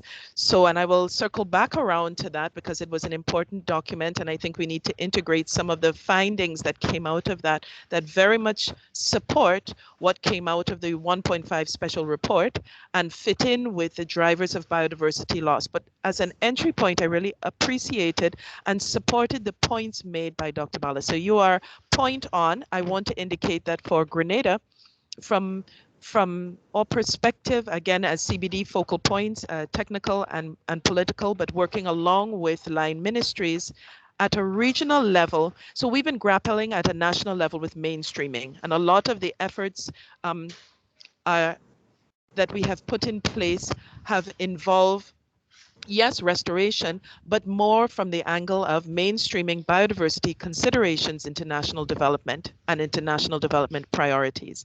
And I think that we've really been helped tremendously at a regional level by harmonized policy and legislation. So when you speak about at a regional level, what could be useful, I wanted to highlight first that mainstreaming at a regional level, because there are important lessons that can be shared and learned from efforts that other islands have had, has for us been really useful and helpful as we move around. Every island has its unique specific context. You know, some have an environment division that's attached to health, like how in Antigua it's like that. But for us, we are attached to tourism. So there are different local circumstances, but entry points, particularly with engaging private sector, engaging non-state actors so that they become part of this process as we try to mainstream considerations into all aspects of national development priorities is a big issue, and has been really helped in part by both CARICOM's efforts and by OECS listening and responding to set up that specific desk, which is the ecosystem management desk, so a biodiversity and ecosystem management desk at a regional level, to help to harmonize and make sure that when we are looking at legislation at a regional level and policy at a regional level, which the ministers of environment meet, discuss, and prioritize for action, we get that kind of momentum. And we also get that accountability coming back to us and filtering down. So I wanted to highlight that. Again, at the regional level, I wanted to highlight, of course, that the seas are what connect us, and therefore blue economy has had a big place now, not just biodiversity beyond national jurisdiction, which is important to us, but these are key areas at a regional level where it's really useful and helpful to have that kind of support. And the third area that I wanted to touch on is ones that other colleagues have already echoed, and is related to access and benefit sharing. And the importance of a regional approach here, which again has already been well underscored, is that in many of the islands, we share tissue culture. And I'm using this specific example because we then become whomever is not as strong with aspects of the implementation of an ABS framework becomes the weakest link in the chain. So the example I draw upon is that St. Vincent has received a lot of cocoa tissue culture from Grenada. And while Grenada may be putting into place strong ABS measures, steps administratively to make sure that we know what is happening and we can track A4 tissue culture that we've happily shared with other islands who are not as strong in their implementation. Sorry, I'm not picking on St. Vincent by any means or saying that theirs is not as strong. This is just an example. Yeah, I mean, I'm using the tissue culture and the sharing. It means that there's an entry point there if one island is not as strong as another, but they are sharing that important resource for everything to fall apart. So at a regional level, it now becomes really important for us. And I know Grenada signed in 2012, Nagoya, and since then, we have been working diligently to make sure that we have things in place, and the political will is an important part of that. But I think at a regional level, it's really been helped that other islands, as we mentioned, St. Kitts and Nevis, Antigua, our wonderful colleagues in Suriname, have examples, and at a regional level have been able to share and show how things happen at a practical level, so that these things that seem like obstacles to us can be unpacked and discussed, and the experience shared for that. So those are three. I want to make an important linkage here because it's not just about ABS at a regional level, but the linkages to biosafety and the linkages to DSI and synthetic biology. And that's why I use that specific example of the tissue culture, because again, at a regional level, I think when we share, we start to realize how we need to make sure that we're keeping track of things. So when from the US, someone comes in with a strain of marijuana that they have legally and they want to bring to St. Lucia or they want to bring to Grenada, if our biosafety is not up to speed, by having that regional umbrella, we have an opportunity to say, well, how did it work for you? What did you do? And how can we address this? And this has come up. I mean, I'm using examples that I have been privy to because of the opportunity that has been afforded through regional dialogue. So at a regional level, even where at a national level, we may not have been prioritizing or focusing on this, by having that discussion happen at a regional level, it started to raise our awareness and build momentum.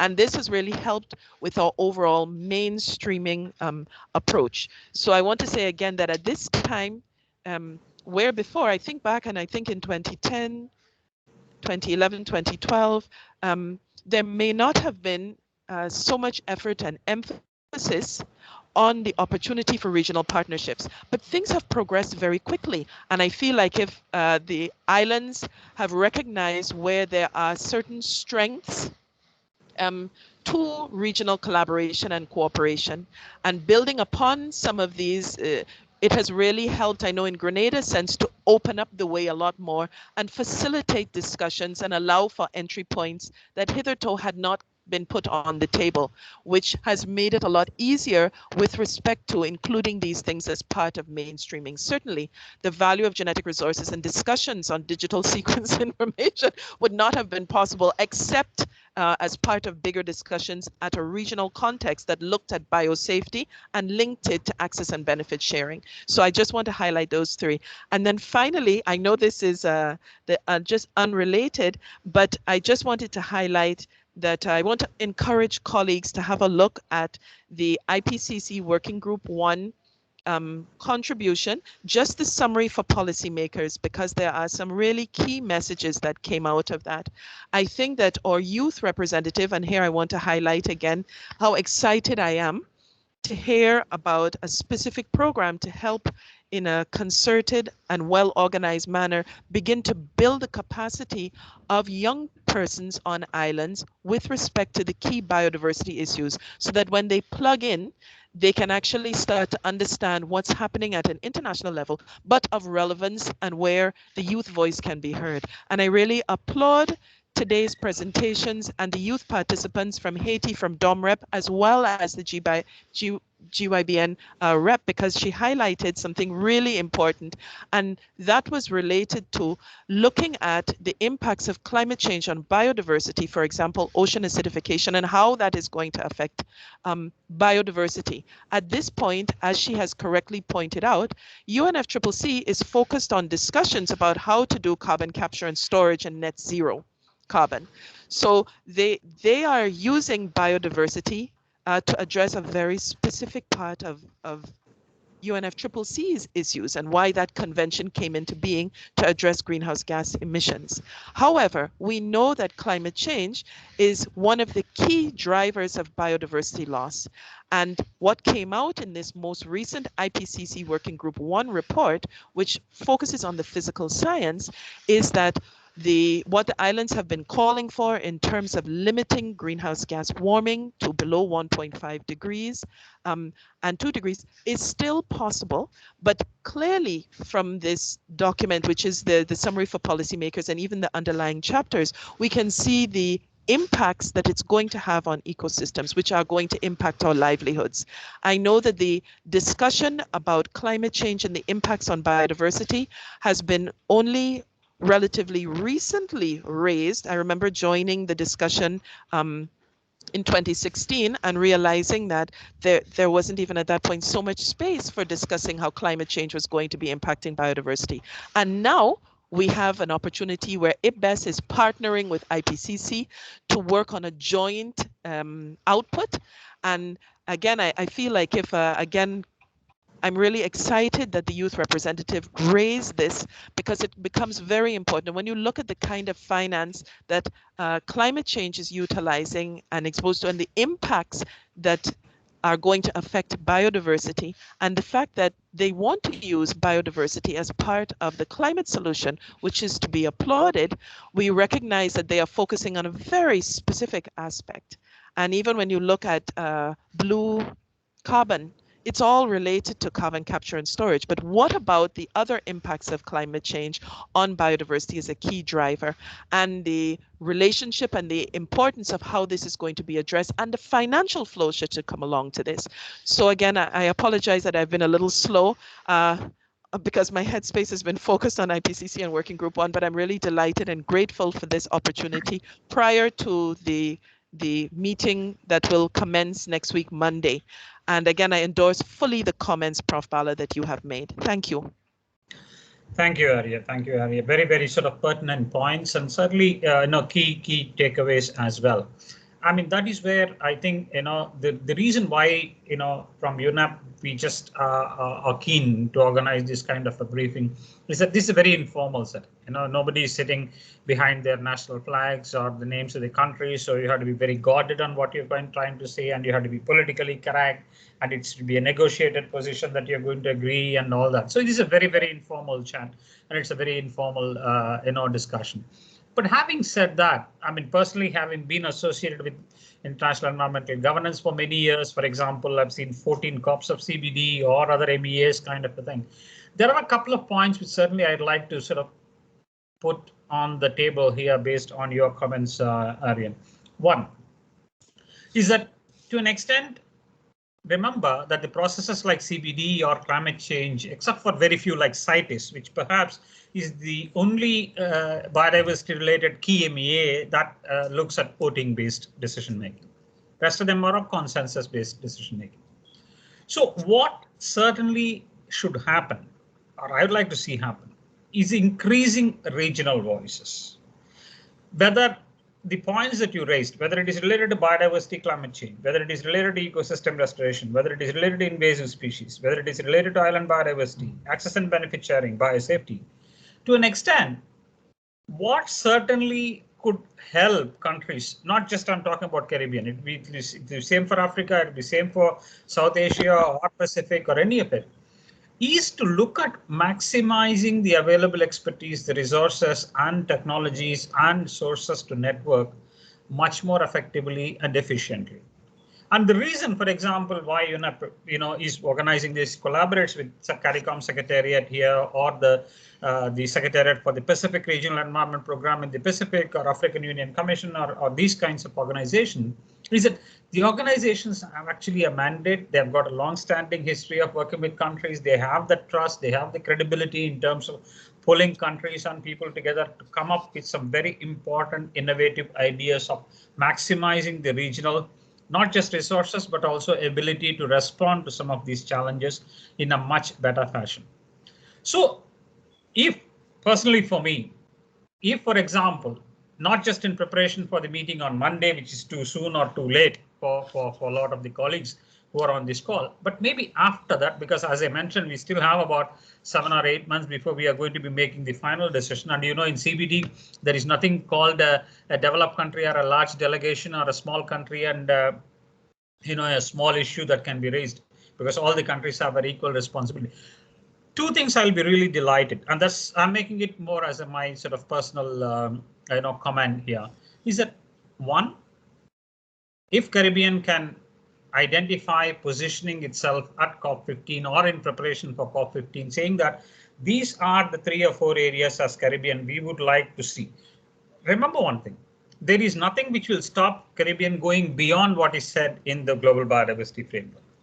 Biodiversity Framework may not have all the language that every one of us would like to see, because it's to an extent a negotiated language and we need to make some compromises here and there. If, for example, if the region can put together 2 or 3 ideas and work between now and COP, saying that this is how Caribbean would like to work at a regional level in identifying not just agreement or a decision at COP15, but we are looking beyond between 2021 to 2013. These are the 2 or 3 things we would like to do. We would like to have a regional strategy on island. I'm just saying it for discussion purposes here. A regional strategy on island biodiversity, regional strategy on financing, a regional strategy or a technology hub for Caribbean on capacity building, technology transfer and knowledge management. And these are some of the things which are doable.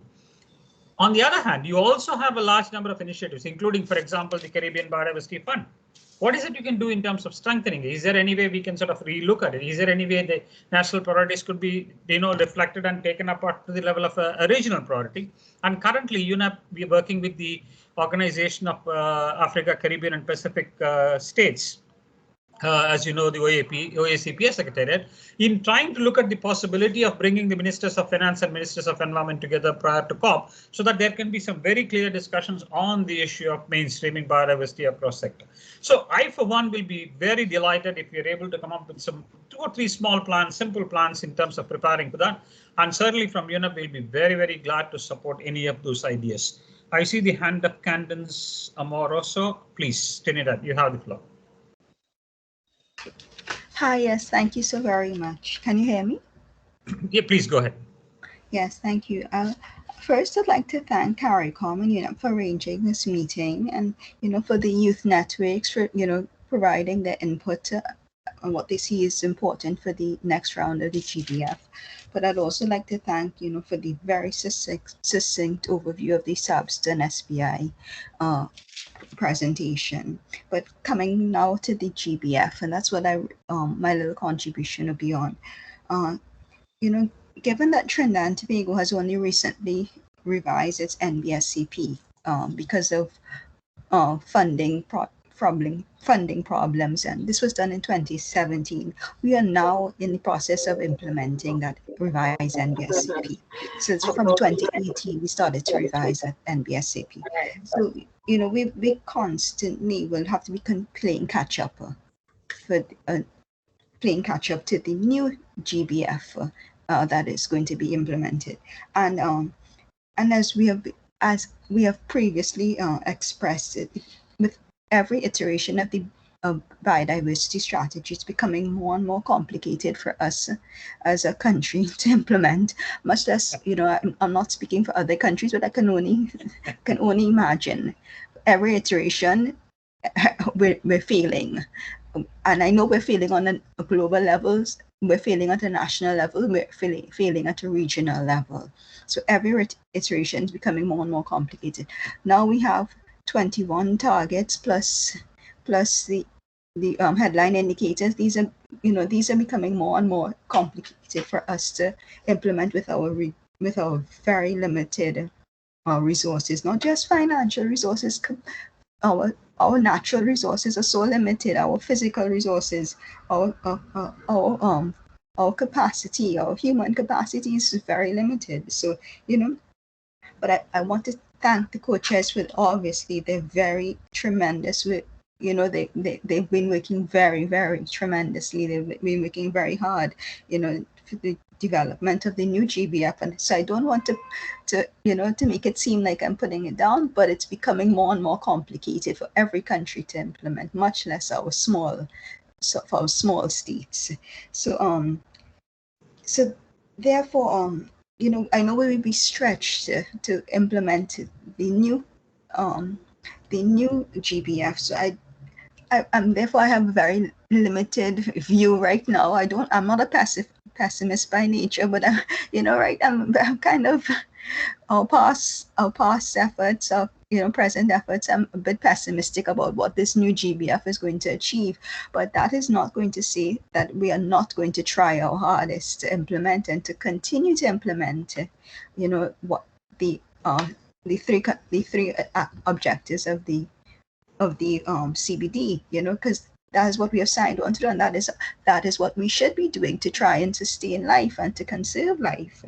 But we are going to try our best in our limited capacity. But you had asked what is going to be our focus, so that maybe we can try and arrive at some kind of consensus. But again, because we're still in the process of implementing our GF6 projects and things like that. So within the next few years, while even this new GBF is going to be started and rolling out, we'll be still working on our projects that are now literally have only gotten approved last month. So we'll be working on agricultural biodiversity. We'll be working on land restoration. We'll be working on pollinators. So those are going to be our priorities. within the next beginning of this next cycle. So I don't know how other countries, we can work with other countries that may be having similar interests as well, to put forward a unified approach. Okay, thank you very much. Thank you. I mean, very pertinent points again.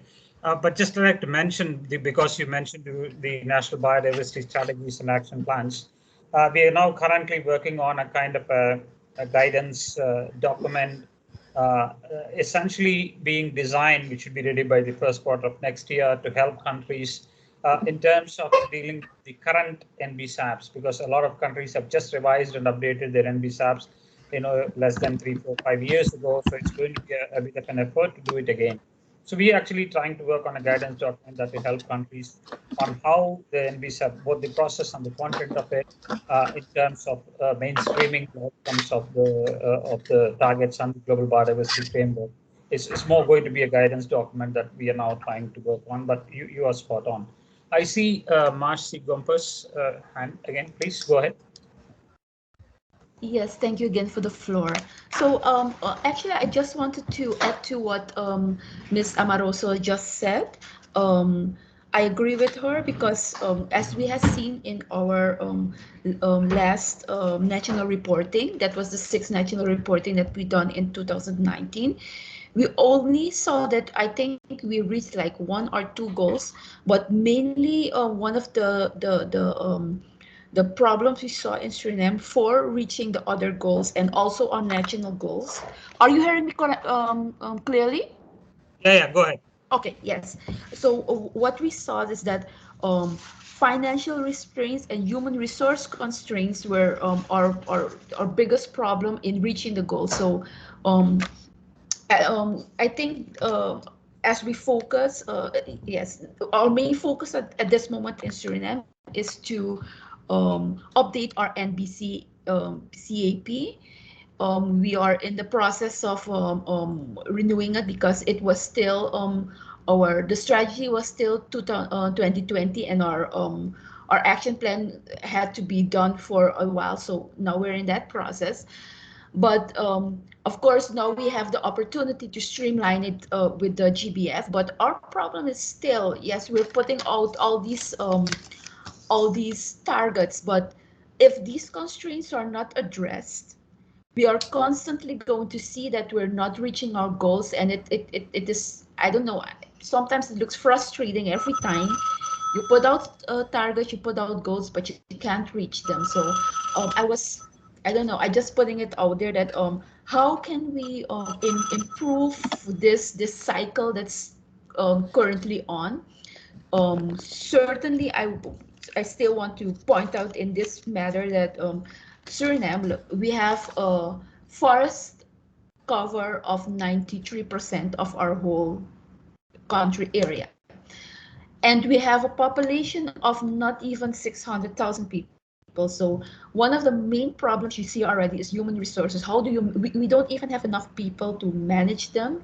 And then on an international level, you have to put in targets, and you won't, because you can put in targets to, for example, all the species, all the tree species, we have to calculate, do research on it, but we don't even have enough people to do that. So I know that, and again, what Ms. Amorosa said, the effort is globally, but it does press on national budget, on national plans, on national flow of livelihoods to come up with I think so to implement all this. So thank you for all the work done, but we have our constraints that are still constant. Thank you.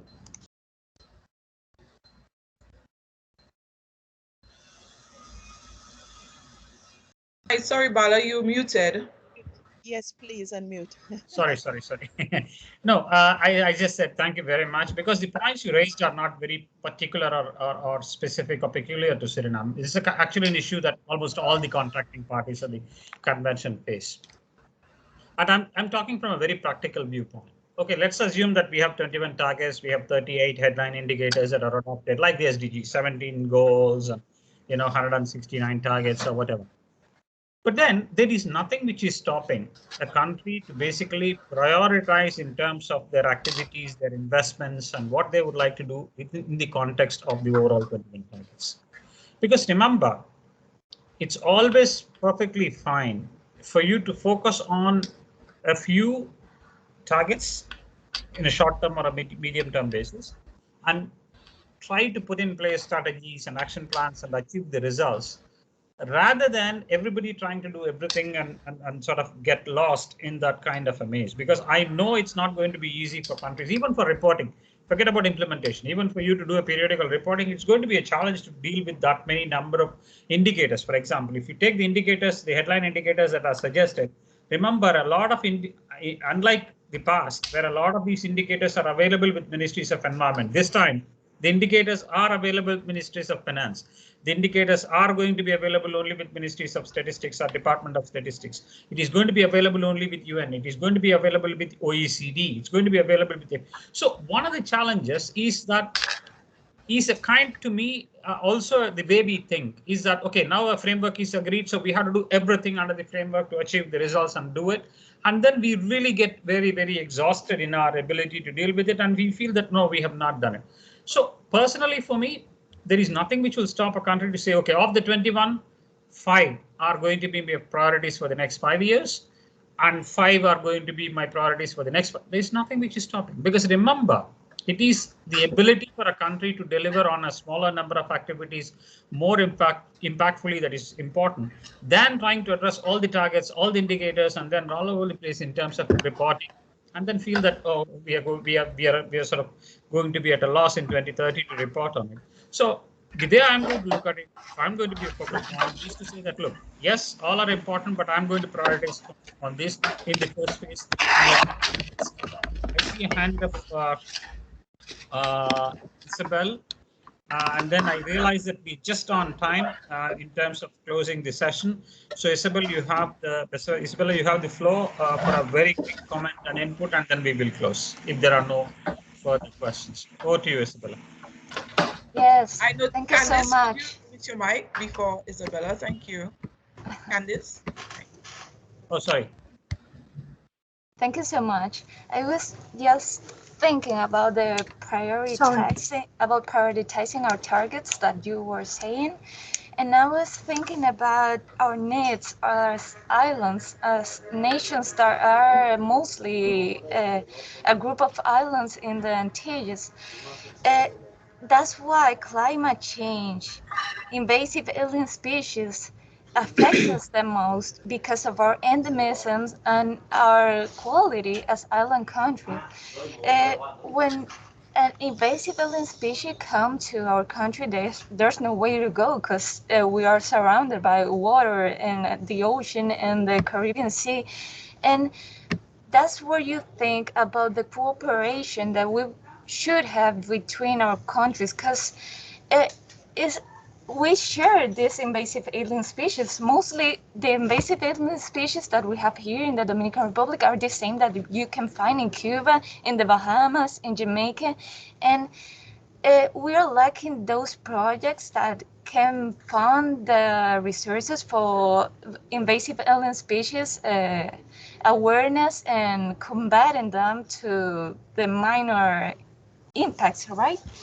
As well, climate change is going to affect us the most because as islands, we are more vulnerable to the effects of those impacts and effects that has the climate change and global warming.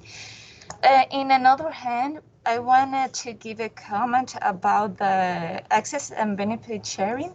Here in the Dominican Republic, we are lucky to have a complete framework because of the ABS Global project that we implemented in the past few years. And let me tell you that that has raised awareness within our communities, our local communities, and within our people that were the captures of local knowledge and traditional knowledge. We have to continue because as a region, we have this traditional knowledge that we share, most of us. And another thing that I wanted to capture of that is that youth was a very important prioritizing point in the implementation of that project, because we kept the service within our organizations about how they know and how much they know about their traditional knowledge and the access and benefit sharing process. So I encourage you to take us into account in our MBSAPs in your projects, because it is shown that when you give youth the power, you have more allies and you have more success within your projects. Thank you so much.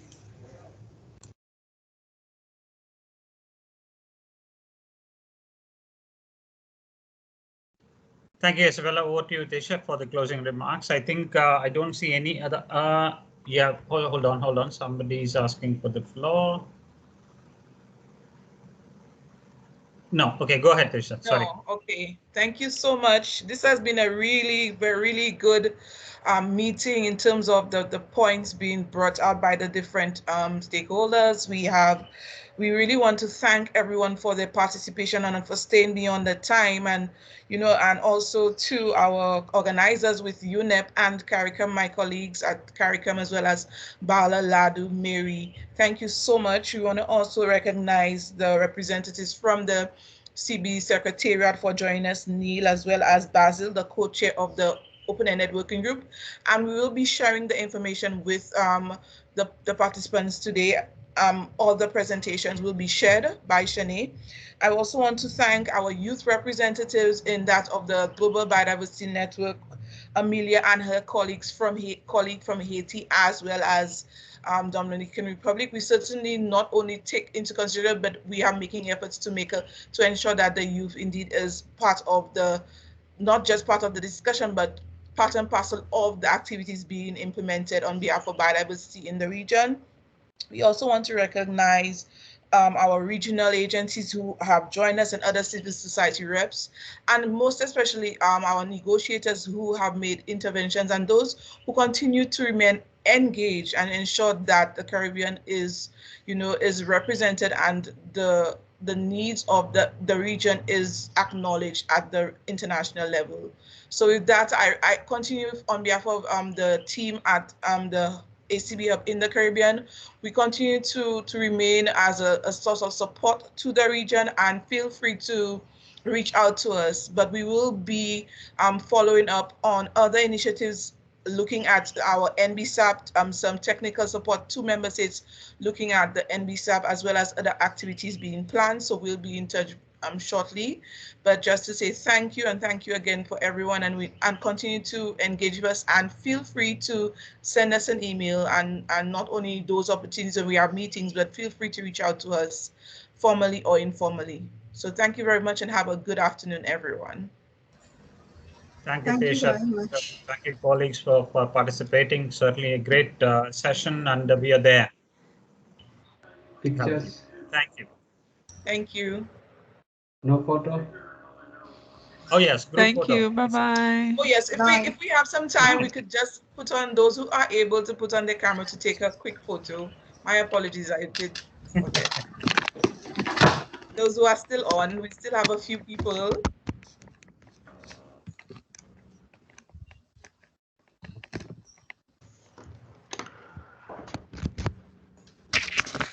Ladu, you will be taking the photo? Thanks, Ladu, for reminding.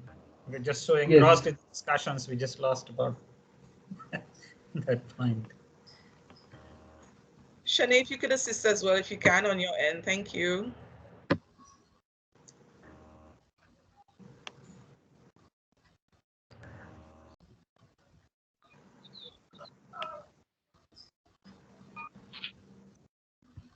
I did it wrong. Ladu, are you getting through? Yes. Sorry about that. I'm meeting the It's okay from my side. Thanks a lot. Okay. Thanks a lot, colleagues. Have a good evening and good day, everyone. Bye-bye. Goodbye.